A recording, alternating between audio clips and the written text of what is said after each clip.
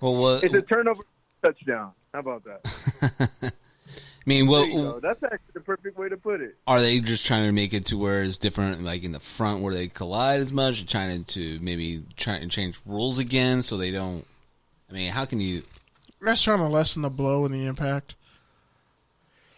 Not to be that old dude, but the wussification of football. See? Yeah, pretty much. You know, offensive linemen are taught to not be soft. So if you're like, I have to physically assault you if I'm a lineman, defense or offense. Like literally the vote. Like a bull rush is a violent thing. If somebody bull rushed you in the street, you could fall back and hit your head, bust it open, and die. Right? That's a busted challenge for your ass. Jesus. This dude is in his fucking. It's true, though. Like, this dude is in his like garage in his car about to go to Wendy's or some shit. That's what it sounds like. It sounds like you're outside in the garage. Oh no, I was in the lobby. This guy in lobbies. It's starting to get on my nerves. Again. Oh man. But anyway, What's worse? I think it's a turnover. The Zoom lobby or Texas? That's the title.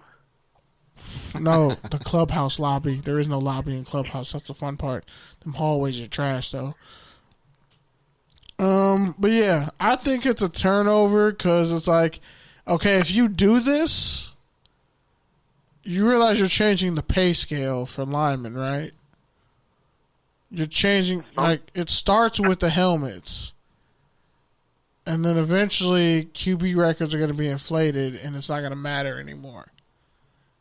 Well, like, this is going to be the first season of 7-on-7, right? Yep. So, like, are linemen just not, like, I just want to know, like, linemen don't get enough respect as is. And I'm tired of it. And, like, don't test this bullshit out on linemen. Test it out on skill players. Because linemen have a gentleman's agreement on what to do and what not to do. All right?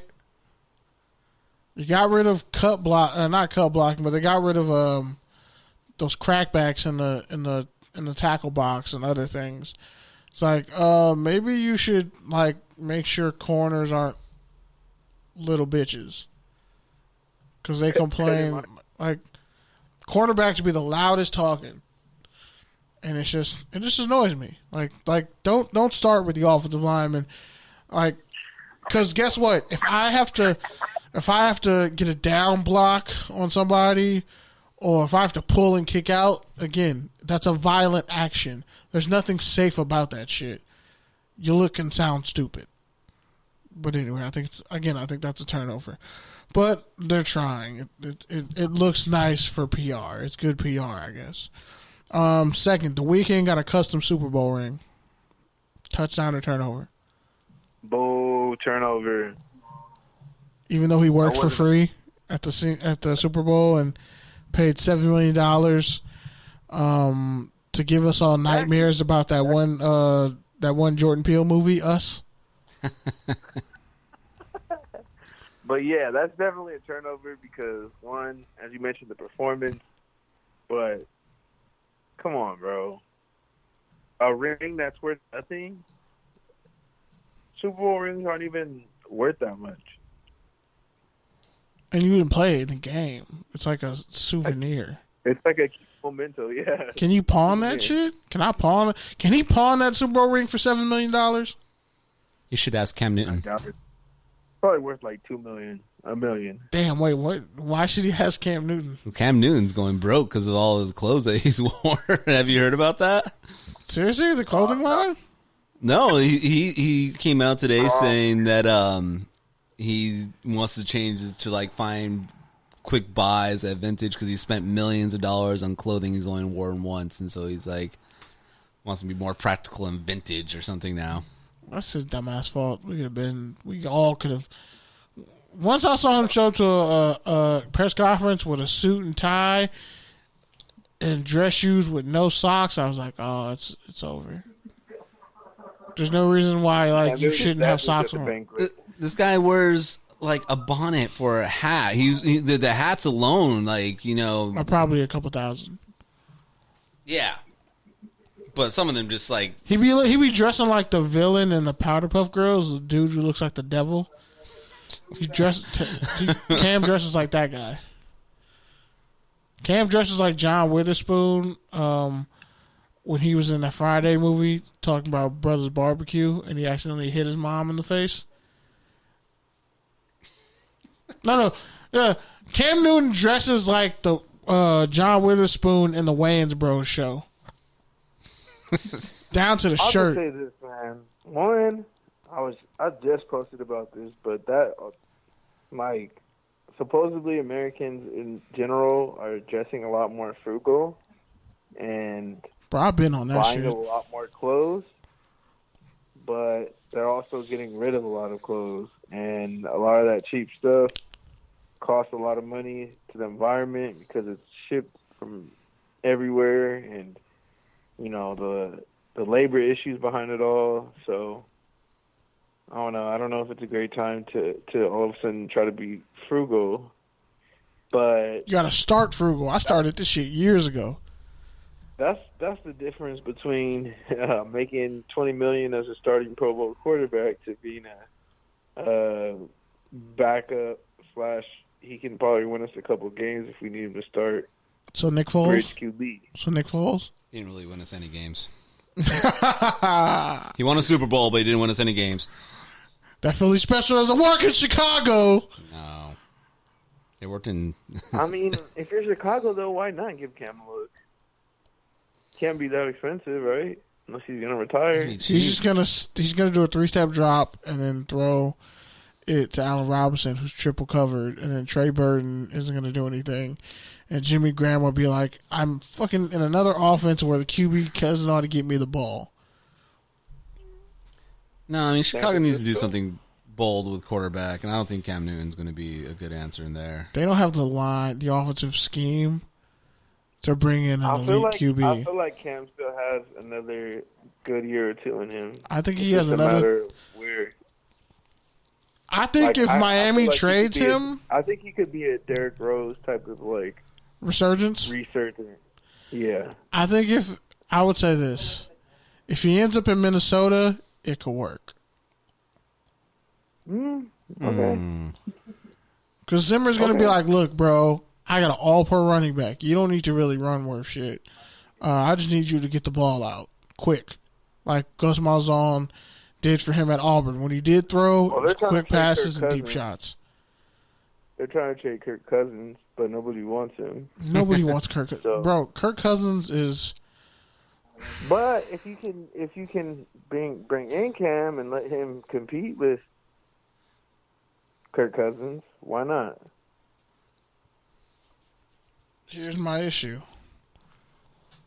Cam? The Vikings should sign RG3 and let him beat out Kirk Cousins. Oh, I'll fight you, bro. Fuck that. I will come to your house right now.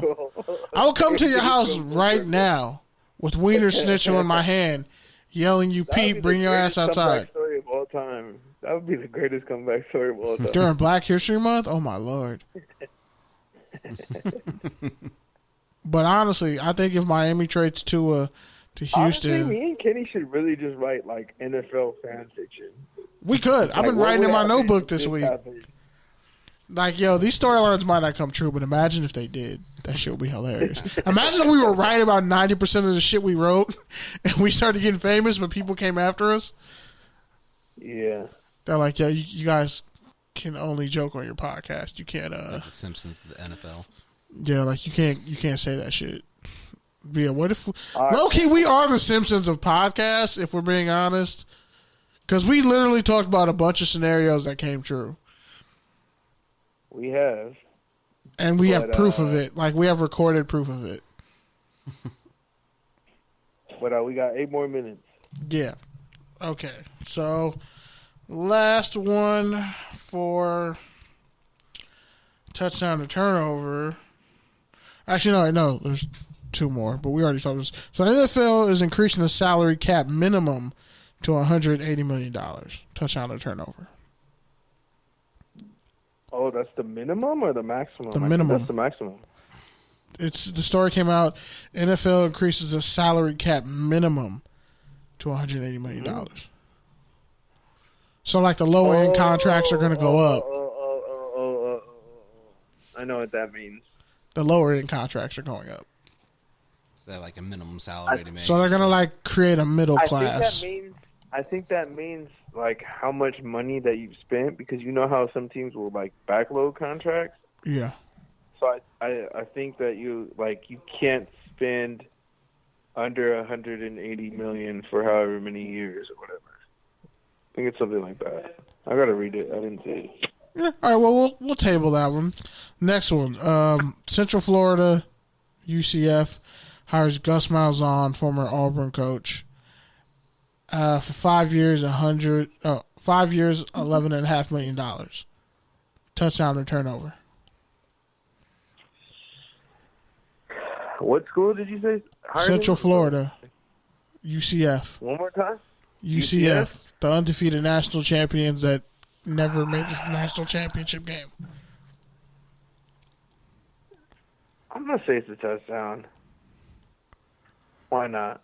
As do I, because not only is Dylan Gabriel a nice QB for that offense, the kind of recruits they get in the system, what Gus Malzahn's going to bring, he can kind of like, if you have a QB who's mobile and can run, or a QB who can throw and is a little bit mobile, he will find a way to make that offense productive and threatening to SEC teams. I feel like they could also be a nice landing spot for some of the SEC transfers, washouts. Yeah, because Jackson State's already cleaning that up. Yeah, Jackson State's cleaning that up.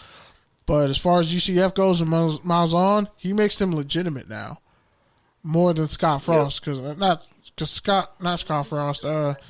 Josh Heupel, that was kind of a failure. Like, yeah, they put up numbers, but they weren't really like a national threat. But Malzahn, you see what he did with Auburn. Yeah. Even well after Cam Newton, Nick Marshall, and even well after Nick Marshall with Jarrett Stidham and other guys, like, they found a way to make them competitive. So I think that's an excellent hire for them. Yeah, I agree. Yeah. All right. So next.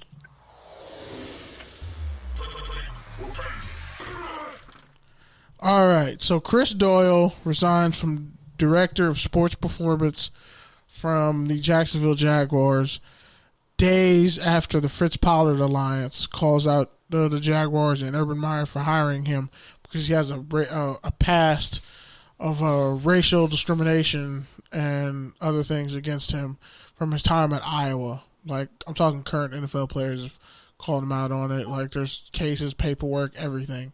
And the Fritz Pollard alliance, who Fritz Pollard was, I think, the first black man to actually coach in the NFL, and he was actually a really good tight end. They fought for, the rights of black people in the NFL to get jobs and get hiring, and they've been a watchdog for that.